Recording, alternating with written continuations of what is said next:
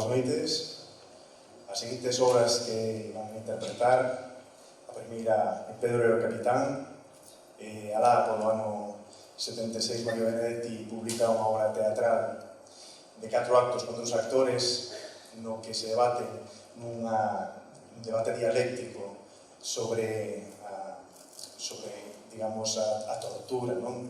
Que é un trasfondo moi presente en toda a dictadura do Cono Sur. E Pablo Iglesias, no ano 2009, adaptou ao cine. Miguel de Lira fai o papel de torturador, digamos, implacable, pero a pesar da tortura, eu creo que este é unha obra no que o trasfondo en sí, digamos, que ensalza o bon en boga o valor, digamos, da liberdade e da dignidade humana. Aurora, que é unha parte da película, está dedicada a muller de Pedro, que está esperando por él sin saber si algún día volverá. Entonces, o tema empeza a soar cando Pedro escribe o que él sabía que era a súa última carta de amor a Aurora, e esta a recibe, digamos, dunha forma